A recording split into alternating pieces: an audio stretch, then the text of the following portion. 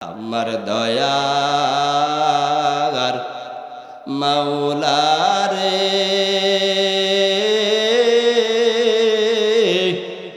আমার মায়ার মাবুদ রে, কোথায় গেলে পাইব তোমার ঠিকানা?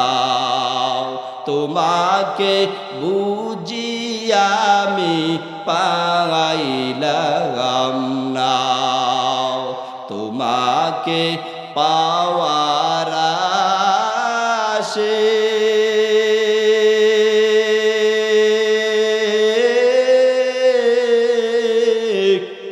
ঘুরি আমি দেশ বিদেশে, কোরআনের বাগানে করলাম বিছানা,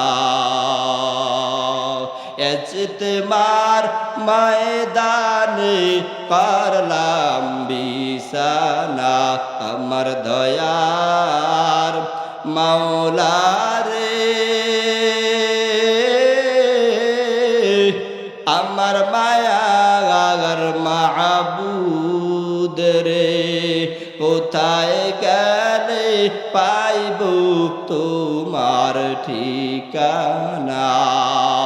তোমাকে বুঝি আমি পাইলাম না, তোমাকে পাওয়ার উসিলাতে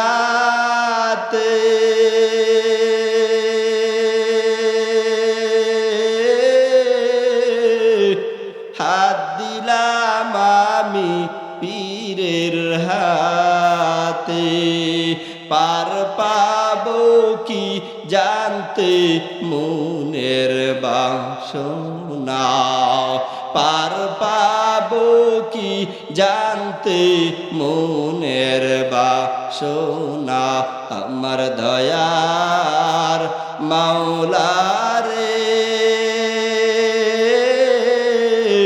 আমার মায়ার মাবুদ রে, কোথায় গেলে পাইব তোমার ঠিকানা?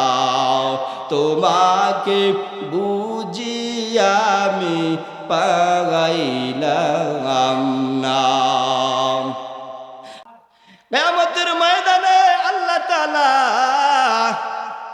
যখন বলবে, বান্দা তুমি যে গুনাহ করেছো, তোমার জবানটা বন্ধ হয়ে যাবে, হাত কথা বলবে, মালিক আমি হাত দ্বারা এই বান্দা গুনাহ করেছে, চোখ বলবে আমি চক্ষু দ্বারা গুনাহ করেছি, কান বলবে আমি কান দ্বারা গুনাহ করেছে, পাও বলবে আমি পাও দ্বারা গুনাহ করেছি।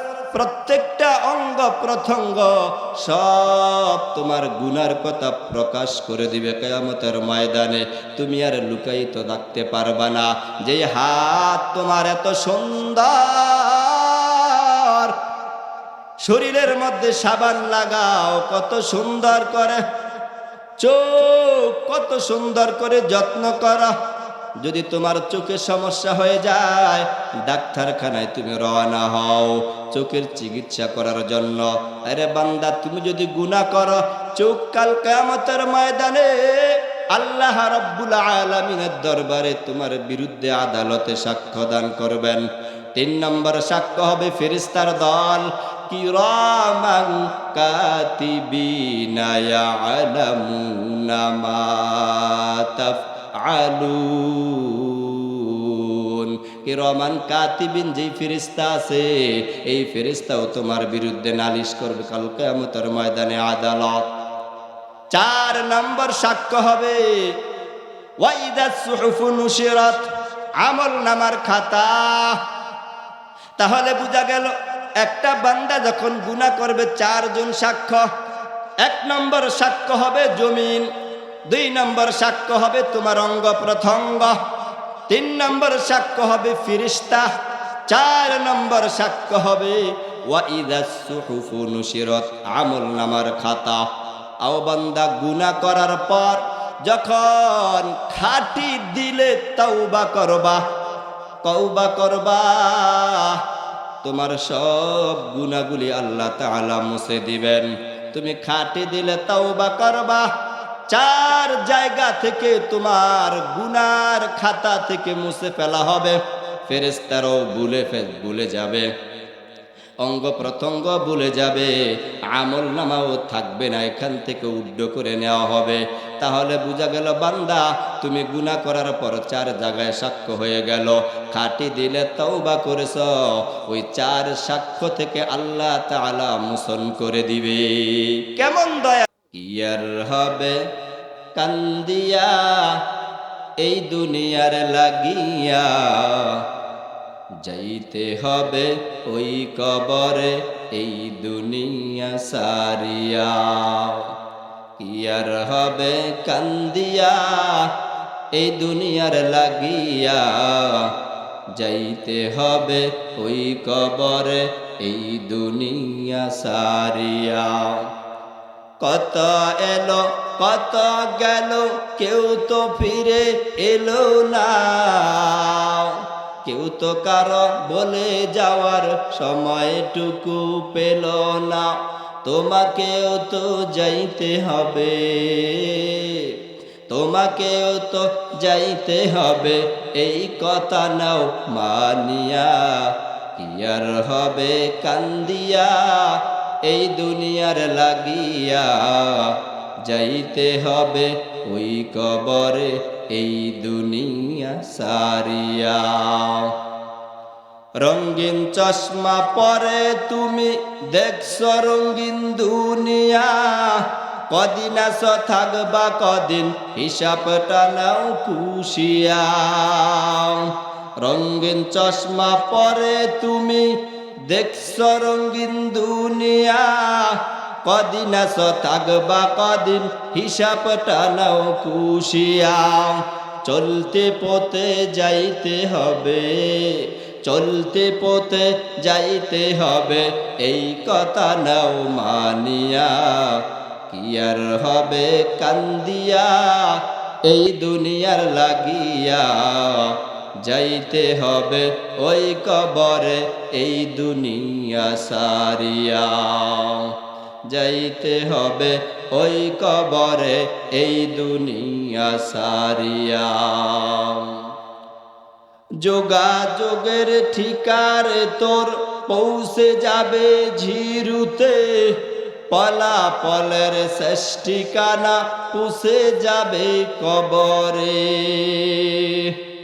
যোগাযোগের খাতারে তোর পৌঁছে যাবে ঝিরুতে, ফলাফলের শেষ ঠিকানা হবে ওই কবরে।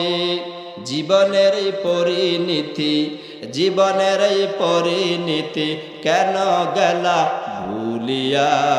কি আর হবে কান্দিয়া ওই দুনিয়ার লাগিয়া, যাইতে হবে ওই কবরে এই দুনিয়া সারিয়া।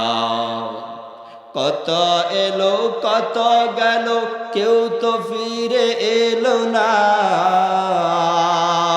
কেউ তো কারো বলে যাওয়ার সময়টুকু পেল না। তাহলে বুঝা গেল আমরা সকলেই কবরে চলে যাব, কেউই থাকতে পারবো না। এই মাইকের অপারেটর কো একটু বাড়াইয়া দাও, ফাটা ফাটা আওয়াজ শুনে না। তাহলে আমরা দুনিয়ায় আসলাম আল্লাহর ইবাদত। কার ইবাদত? আল্লাহ তাআলা বলে ওয়ামা খালাকতুল জিন্না ওয়াল ইনসা ইল্লা লিয়াবুদুন, মা খালাকতুল জিন্না ওয়াল ইনসি বিখারা, জুজ ইবাদত নিসত মাকসুদ আজ্জাহা। আল্লাহ তাআলা দুনিয়া পাঠাইছে আল্লাহর গোলামি করার জন্য। আও বান্দা, তুমি তো আল্লাহর গোলাম। এই দুনিয়ায় আল্লাহ তোমাকে পাঠাইছে তার ইবাদতের জন্য। দুটি জাত, 1 নম্বর হলো মানুষ, 2 নম্বর হলো জিন জাত। এই দুই জাতে আল্লাহর ইবাদত করবে। বাকি আল্লাহ তাআলা যে জিনিসগুলা পাঠাইছে সব মানুষের খেদমতের জন্য পাঠাইয়া দিয়েছেন। এরে আল্লাহর গোলাম, তোমাকে পাঠাইছে আল্লাহর ইবাদতের জন্য। ওই নদীর মাছ যা কিছু আছে সব পাঠাইছে বান্দার খেদমতের জন্য। আল্লাহ তাআলা ডেকে বলে, বান্দা আমি আল্লাহ গরু বানাইলাম তোমার খেদমতের জন্য, আমি আল্লাহ তাআলা ছাগল বানাইলাম তোমার খেদমতের জন্য, আমি আল্লাহ কবুতর বানাইলাম তোমার খেদমতের জন্য, আমি আল্লাহ মৎস্য ওই পাহাড় ওখানে যা কিছু গাছ তরুলতা আছে আমি আল্লাহ সব বানাইলাম তোমার খেদমতের জন্য। কিন্তু আমি আল্লাহ তোমাকে বানাইলাম আমি আল্লাহর ইবাদতের জন্য। আও বান্দা, তুমি কে মনে করছ এই দুনিয়ায় তুমি সব সময় থাকবা? না বান্দা, এই দুনিয়াটা থাকার জায়গা নয়। এই দুনিয়া এমন দিন আসবে এই দুনিয়া থাকবে না, দুনিয়াটা আসলে ধ্বংস হয়ে যাবে। আল্লাহ তাআলা ডেকে বলে, কুল্লু মান আলাইহা ফান ويبقى وجه ربك ذو الجلال والإكرام। জমিনে যা কিছু আছে সব ধ্বংস হয়ে যাবে, থাকবে শুধু একমাত্র মহান রব্বুল আলামিনের বরত্ব। ইন্না ইয়াউমাল ফাসলি কানা মিকাতা, নিশ্চয় নির্ধারিত রয়েছে বিচার দিন। ইয়াকুলুল ইনসান ইয়াউমা ইযিন আইনাল মাফার কাল্লা লা ওয়াজার। সেদিন মানুষ বলবে পালানের জায়গা কোথায়? না, কোথায় আশ্রয়স্থল নেই। ইয়াউমা ইযিন তু'রাদুনা লা তাখফা মিনকুম খাফিয়া, সেদিন তোমার গোপনীয় যা কিছু আছে সব তোমার প্রকাশ হয়ে যাবে, কিছুই তোমার গোপন থাকবে না। আল্লাহ তাআলা কিয়ামতের ময়দানে একটা হুঙ্কার দিয়া বলবেন, ওয়ামতাজুল ইয়াউমা আইয়ুহাল মুজরিমুন, হে অপরাধী সম্প্রদায় তোমরা আজকে পৃথক হয়ে যাও। কিয়ামতের ময়দানে দুইটা দল, একটা দল নেককারের দল, আর একটা হবে বদকারের দল। দুটি দল থাকবে, এখানে আসে, দুটি দল থাকবে কিয়ামতের ময়দানে। একটা হবে নেককারের দল, আর একটা হবে বদকারের দল। এই দুই দল থাকবে কিয়ামতের ময়দানে। এরে আল্লাহর গোলাম, আল্লাহ তাআলা আমাদেরকে পাঠাইছে আল্লাহ তাআলার ইবাদত করার জন্য, কিন্তু আমরা দুনিয়ায় এসে দুনিয়ার চাকচিক্য দেখে আমরা আল্লাহ তাআলার ইবাদত ভুলে গেলাম। দুনিয়ার নাজ নেয়ামত দেখে আমরা আল্লাহকে ভুলে গেলাম। দুনিয়ার যা কিছু আছে আসবাবপত্র দেখে আমরা আল্লাহকে ভুলে গেলাম। এরে আল্লাহর গোলাম, তুমি মনে করছো এই জমিনের মধ্যে তুমি গুনাহ করবা, তোমার গুনাহ কেউই জানবে না, গোপনেও গুনাহ করবা এটাও কেউ জানবে না। না রে বান্দা, না না, তুমি জমিনের মধ্যে গুনাহ করবা, তোমার গুনার জন্য আল্লাহ তাআলা কোরআনের মধ্যে বলছে চারটা জিনিস সাক্ষ্য হয়ে দাঁড়াবে কাল কিয়ামতের ময়দানে। এক নম্বর সাক্ষী হবে ইয়াউমা ইযিন তুহাদ্দিসু আখবারহা বিআন্না রাব্বাকা আওহা লাহা। জমিন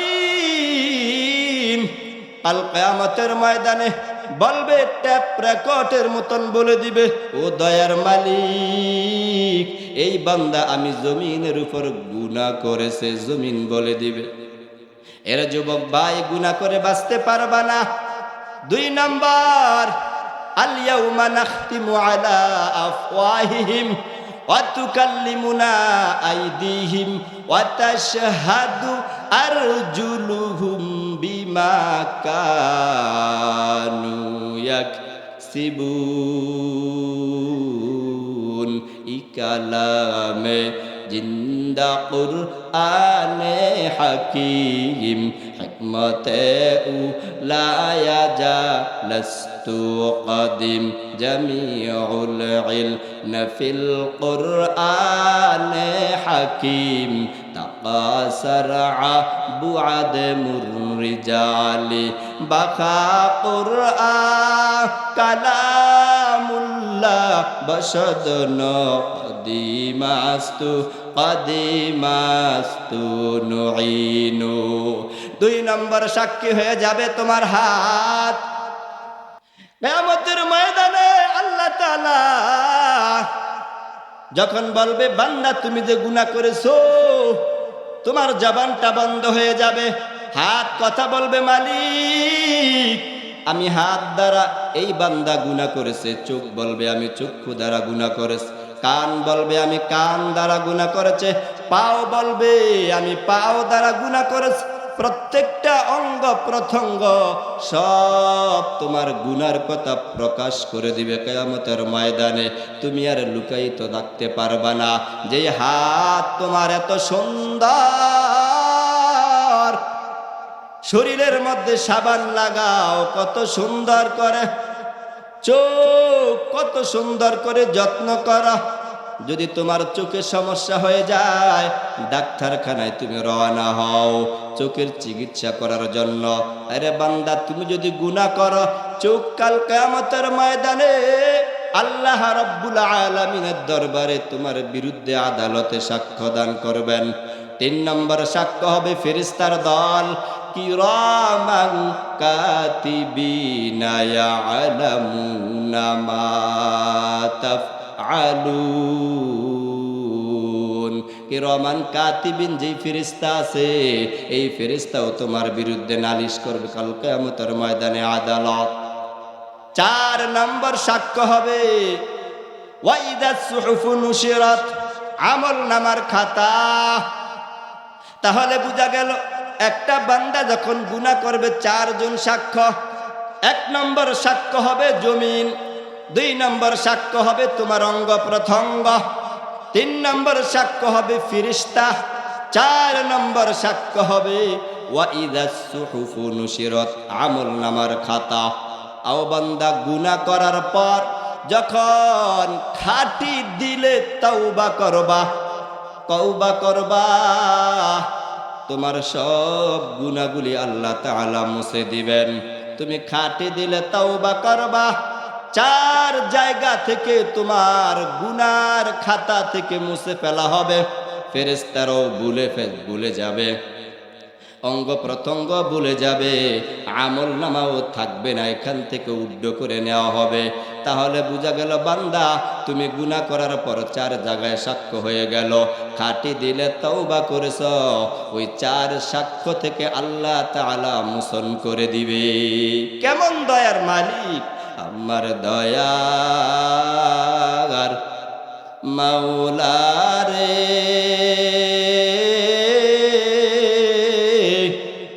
আমার মায়ার মাবুদ রে, কোথায় গেলে পাইব তোমার ঠিকানা।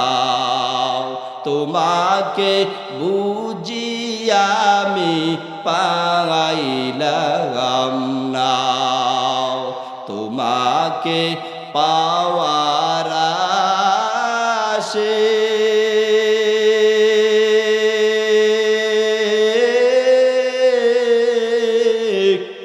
ঘুরি আমি দেশ বিদেশে, কোরআনের বাগানে করলাম বিছানা, ইজতেমার ময়দানে করলাম বিছানা। আমার দয়ার মাওলা রে, আমার মায়ার মাবুদ রে, কোথায় গেলে পাইব তোমার ঠিকানা। তোমাকে বুঝি আমি পাইলাম না, তোমাকে পাওয়ার উসিলাতে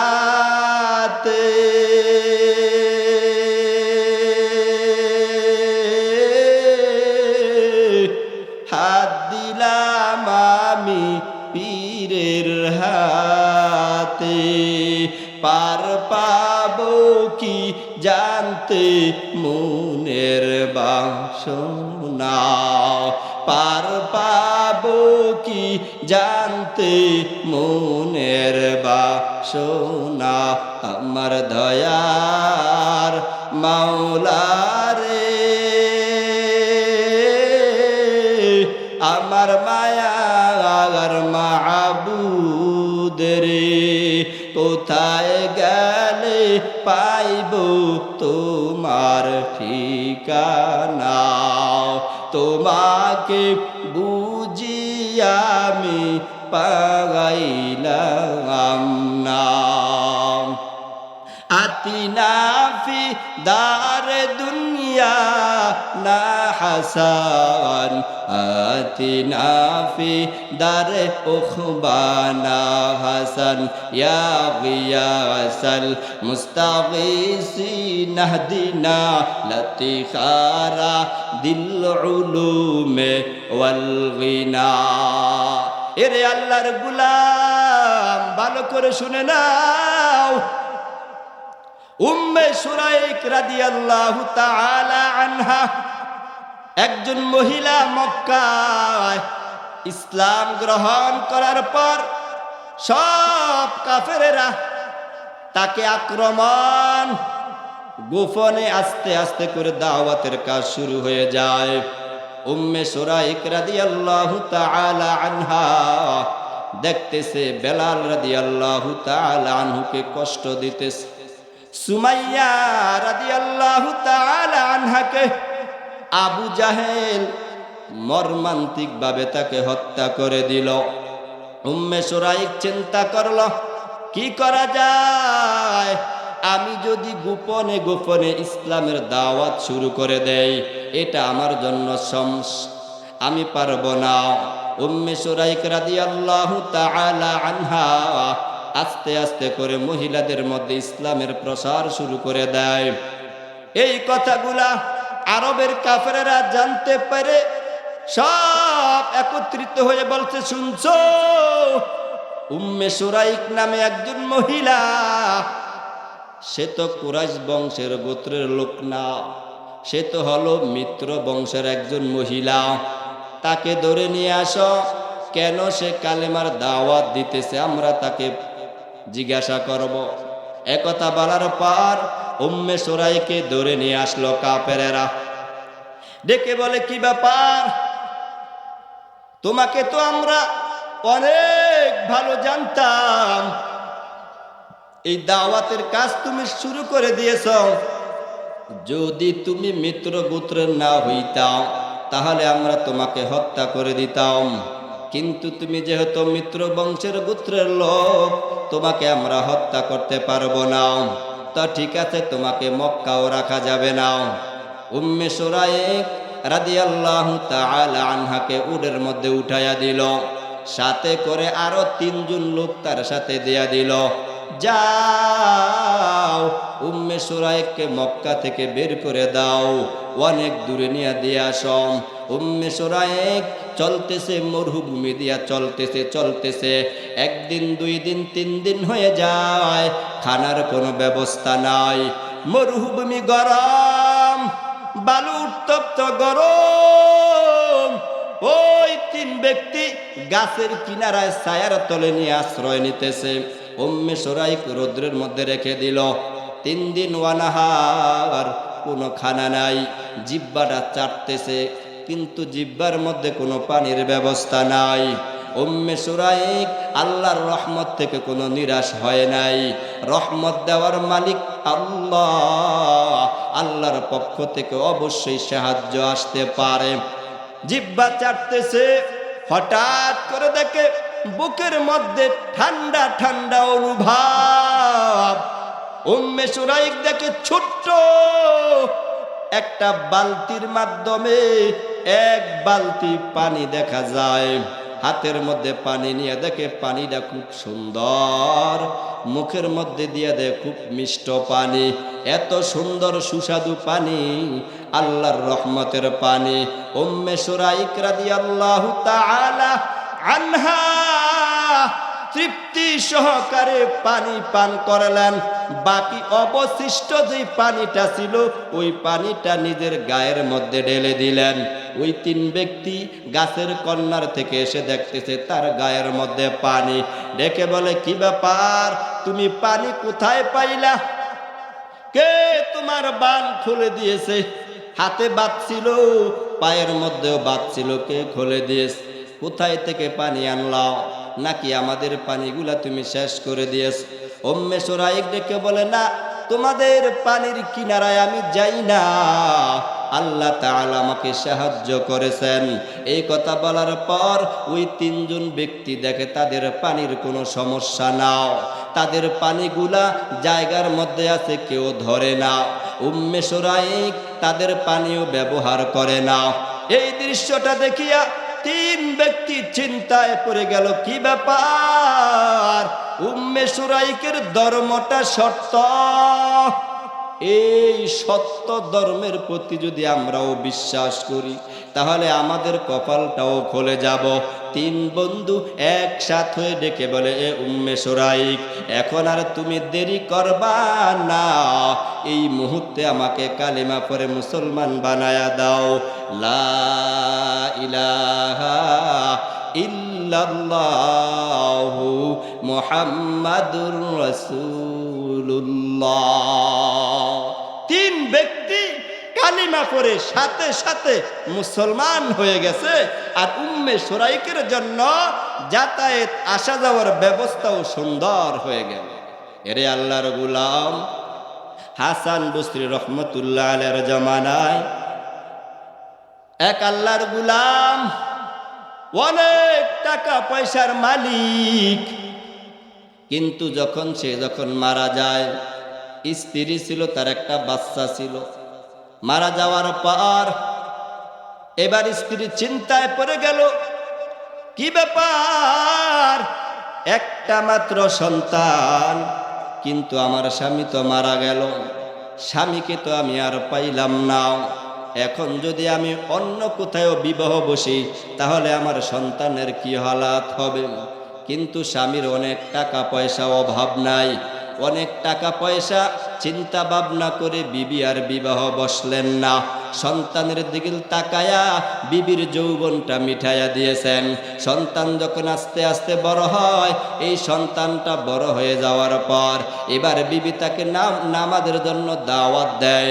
বিবির কথা শুনে না, মা নামাজের জন্য দাওয়াত, মায়ের কথা সন্তান শুনে না। এখন সন্তানটা যুবক, এই যুবক এখন কি করলো, এবং তাদের সঙ্গ পার্টি যারা ছিল মদের আড্ডায় চলে যায়। এই যুবক সন্তান এখন তাসের আড্ডায় চলে যায়। মা একদিন বলে, বাবা চলো, আমি যে উস্তাদ হাসান বসরি রহমতুল্লাহ আলাই তার মুরিদ হইলাম, আমি তোমাকে নিয়ে যাব। হাসান বসরি রহমতুল্লাহ আলাই তোমাকে দোয়া করে দিবে যাতে করে তুমি ভালো হয়ে যাও। যুবককে নিয়ে হাজির হয়ে যায়। হাসান বসরি রহমতুল্লাহ আলাই যুবককে অনেক নসিহত করলো। নসিহত করার পর এই যুবকটা আর ভালো হইতে পারলো না। যুবককে নসিহত করার পর যুবক এখন মদের আড্ডা ছাড়ে না। যুবককে নসিহত করার পর যুবক এখন জুয়ার আড্ডা ছাড়ে না। জুয়া খেলতে খেলতে, মদ পান করতে করতে হঠাৎ এই যুবক একদিন অনেক অসুস্থ হয়ে বিছানায় পড়ে যায়। মাকে ডেকে বলে, রে আমার আম্মা, আমি তো অনেক অসুস্থ হয়ে গেলাম। মা ডেকে বলে, রে সন্তান, বড় অন্যায় করেছ, তুমি বড় পাপ করেছ। এ আমার সন্তান, চলো হাসান বসরি রহমতুল্লাহ আলাইহির কাছে তোমাকে নিয়ে যাব। যুবক ডেকে বলে, মা আমার ওই ক্ষমতা এখন আর নাই, আমি তো যাইতে পারবো না। হাসান বসরির কাছে যাওয়ার মতন ক্ষমতা আমার নাই। ওরে আম্মা, এখন যদি তুমি পারো তাহলে তুমি যাও আমার জন্য দোয়া করার জন্য। মা যখন রওনা হয়ে যাবে, এই মুহূর্তে যুবক ডেকে বলে, আম্মা তুমি তো হাসান বসরির কাছে যাইবা, আমি যদি মারা যাই তুমি তাকে বলবা আমার জানাজা দেওয়ার জন্য। যুবকের মা দৌড়ায় দুপুর বেলা আল্লাহর ওলি খানা খেয়ে বিশ্রাম নিতেছে, এই মুহূর্তে দরজার কিনারায় হাজির। দরজাটা নক করার সাথে সাথে ডেকে বলে, কে তুমি? বলে, হুজুর আমি ওই মহিলা আপনার মুরিদ, এসে গেলাম। কি ব্যাপার? আমার সন্তানটা অনেক অসুস্থ, আমার সন্তান এখন বলছে তওবা করবে, আপনি একটু যাওয়ার জন্য। এ কথা বলার পর হাসান বসরি রহমতুল্লাহ আলাইহি ডেকে বলে, আমার জন্য এখন যাওয়াটা অসম্ভব। এত বছর তোমার সন্তানকে আমি বুঝাইলাম, সন্তান তো আমার কথা শুনলো না, এখন আমি আর যাওয়ার কোনো দরকার নাই। এবার মহিলা ডেকে বলে, হুজুর আমার সন্তান বলেছে যখন সন্তানটা মারা যায় আপনাকে জানাজা দেওয়ার জন্য। আল্লাহর ওলি হাসান বসরি রহমাতুল্লাহ আলাইহি ডেকে বলে, অসম্ভব। যেই সন্তান নামাজ আদায় করে না, যেই সন্তান পাপের কাজ ছাড়ে না, ওই সন্তানের জানাজা আমি দিতে পারবো না। আল্লাহর ওলি হাসান বসরি রহমাতুল্লাহ আলাইহি এই কথা বলে যখন মহিলাটা চলে যায়, বাড়িতে গিয়ে হাজির, মা কান্না করে। সন্তান ডেকে বলে, মা কি ব্যাপার, তুমি কেন কান্না করো? বলে, রে পাপিষ্ট সন্তান, আমি তোমার জন্য গিয়েছিলাম হযরতের কাছে দোয়া নেওয়ার জন্য, হযরত দোয়াও করলেন না, তোমার জানাজায় অংশগ্রহণ করবেন না। সন্তানের মনে একটু কষ্ট এসে গেল। সন্তান মাকে বলে, মা শুনো, আমি যখন মারা যাব তখন তোমার উড়নাটা আমার গলার মধ্যে পেঁচাইয়া দিবা, আমাকে তুমি আমার বাড়ির আঙ্গিনায় ছেঁচড়াইয়া দিবা। এরে আম্মা জান, ভালো করে শুনে নাও, এ মা আমি যখন মারা যাব ওই আমাদের গুরুস্থানে তুমি দাফন করবা না। কেন? বলে, আমি যেই পরিমাণ অপরাধ করেছিলাম, এই পরিমাণ পাপ আমি করেছিলাম, অপরাধের কারণে আমাদের এখানে যারা আছে সব পাপে জর্জরিত হইয়া আমি একজনের কারণে সকলে জাহান্নামে জ্বলতে হবে। মার এই কথা শুনে সন্তান এই কথা বলার পর আল্লাহ রাব্বুল আলামিনের অন্তরে বড় জোশ মেরেছে। আল্লাহর কাছে কথাগুলা ভালো লাগছে। আল্লাহ তাআলা সন্তানকে কবুল করে নিয়েছেন। সন্তানটা ইতিমধ্যে যখন মারা যায়, মা কান্না করে। হঠাৎ দরজার কিনারায় নক করতেছে, কে তুমি? বলে, আমি হইলাম হাসান বসরি। কেন আসছেন? বলে, তুমি যখন চলে আসছো আমি একটু ঘুমাইছিলাম, ঘুমের মধ্যে আমি স্বপ্নে দেখি আল্লাহ তাআলা আমাকে ডেকে বলতেছে, এরে হাসান আমার বন্ধু মারা গেছে, আমার বন্ধুর জানাজা তুমি কি অংশগ্রহণ করবা না? তাহলে বোঝা গেল মা বাবার দোয়া দরকার আছে না নাই? কি বলেন, মা বাবার দোয়া দরকার আছে? তাহলে মা বাবার কাছে সন্তান সব সময় অনাবরত দোয়া চাওয়া অবশ্যই দরকার। যদি দোয়া না চায় ওই সন্তানের কপাল বড় মন্দ হয়ে যাবে। মা সন্তানের জন্য কত মেহনত করেছেন।